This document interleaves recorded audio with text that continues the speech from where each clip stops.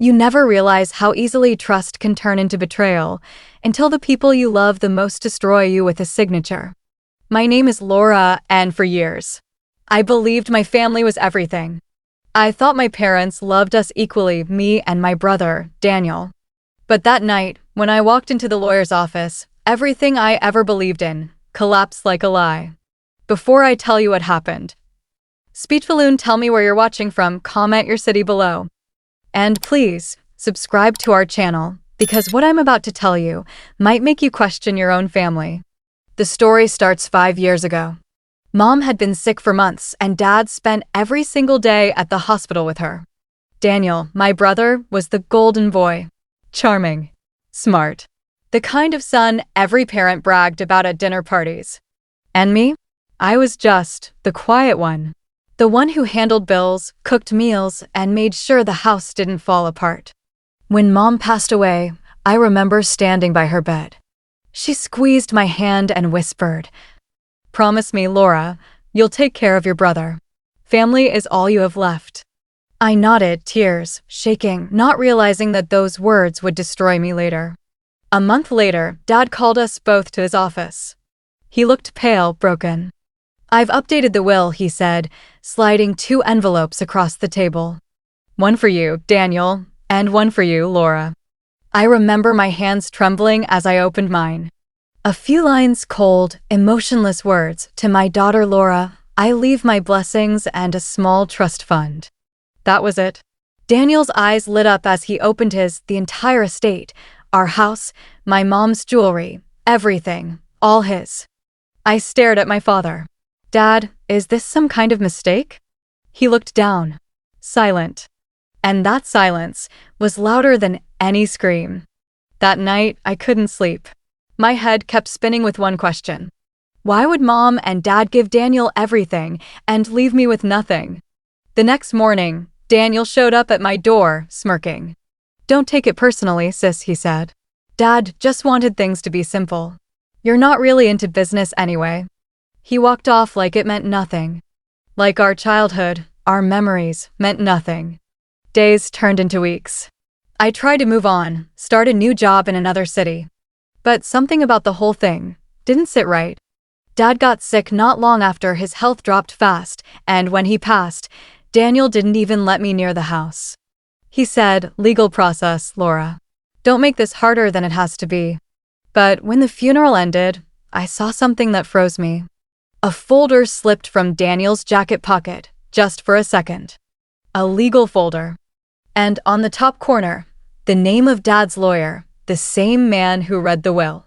Only, the date on that document was weeks after Mom's death, a time when Dad was already too weak to sign anything. I didn't say a word. But that image, that folder, burned into my mind. A month later, I went back to my old neighborhood. Dad's lawyer's office was locked, lights off. When I asked the neighbors, they said he'd retired suddenly and moved out of town. It didn't feel right. And then one night, a phone call changed everything. A trembling voice said, "Is this Laura?" "Yes. This is Janet. I used to work for your brother." My heart started pounding. "He's not who you think he is," she said. "What do you mean?" "I saw what he did with the will. He forged your father's signature. I have proof." The line went dead. I just sat there, frozen. The betrayal, the rage, it all hit at once. Daniel hadn't just stolen my inheritance. He'd stolen my mother's last wish. That night, I made a promise. If he thought he'd buried the truth, he had no idea what was coming. Because I was going to bring it all back. Every signature, every lie, every secret he thought he'd erased. He took everything from me. Now, it was my turn. But what I didn't know then was that exposing him would uncover something far darker than I was ready for. That night, I couldn't sleep. Janet's voice echoed in my head. "He forged your father's signature. I have proof." But how? Where was she now? I tried calling back, no answer. The number was disconnected. For the first time in years, I felt the same helplessness I'd felt the day Dad turned his eyes away from me. Only this time, I wasn't going to cry. I was going to fight. I spent the next few days digging through every piece of paper I had, emails, letters, even old messages from Dad. Then, I found something small but strange, a USB drive tucked inside an old envelope Mom had left in her jewelry box. It was labeled in her handwriting. For Laura, if anything ever feels wrong. My heart raced. I plugged it into my laptop. There were 3 files. One was a letter from Mom recorded on her phone. Her voice trembled through the speakers. Laura, if you're listening to this, I need you to know your father wanted to split everything equally. But Daniel convinced him that you'd be fine on your own. I didn't agree. I tried to stop him. Then she started coughing. He promised me it was temporary, that once things were stable, he'd fix it. But Laura, I don't trust the lawyer. Be careful. The recording ended. My chest went cold. Mom had known. She'd tried to protect me. And that meant one thing, this wasn't just betrayal. It was a setup. I knew what I had to do. I drove 3 hours to find Janet. After dozens of calls, one finally went through. Her voice was panicked. Laura? You shouldn't be calling me. Please, I said, I need the proof you talked about. I can't talk on the phone. Meet me at the old gas station on Route 19. Tonight. 9 p.m. Click. I stared at the phone, heart pounding. Every instinct told me it was dangerous. But I went anyway. When I reached the gas station, the air was thick and cold. Janet was there, nervous, looking over her shoulder. She handed me a brown envelope. Inside were copies of Dad's will, 2 versions. One dated 3 months before Mom died, equal inheritance. And the other, after her death, signed with a shaky, fake signature. I looked at her. Why are you helping me? She bit her lip. Because your brother, he paid the lawyer to alter it. And when I threatened to go to the police, he sent people after me. I had to disappear. I froze. You're saying Daniel had the will forged and scared you into hiding? She nodded. I wanted to scream. But before I could say another word, headlights flashed across the parking lot. A black SUV pulled up fast. Get down, Janet shouted. 2 men jumped out, masked. They ran toward us. I grabbed the envelope and sprinted. I heard Janet scream. A gunshot cracked the night. I didn't look back. By the time I reached my car, my hands were shaking so hard I could barely hold the keys. I drove all night, straight to the police. But when I got there and handed over the documents, the officer frowned. These are copies, he said. Without the originals, it's just speculation. Speculation? I had almost been killed for those papers. And then I realized they were protecting someone. Maybe even Daniel. That's when something inside me broke completely. If justice wasn't going to help me, I'd take justice into my own hands. Weeks passed. Daniel thought I'd disappeared, but I was watching him. He had no idea that I'd hacked into his email. No idea that I was tracking his every move. And then I found it, a message chain between Daniel and the lawyer. The lawyer had asked for one last payment for keeping things quiet.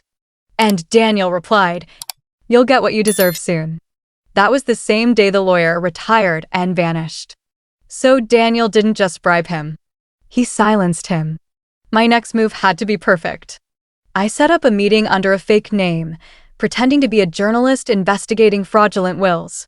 I sent Daniel an anonymous email with just one line. I know what you did to Dad's will. Meet me tomorrow, or the truth goes public. The next day, he showed up at an abandoned cafe downtown.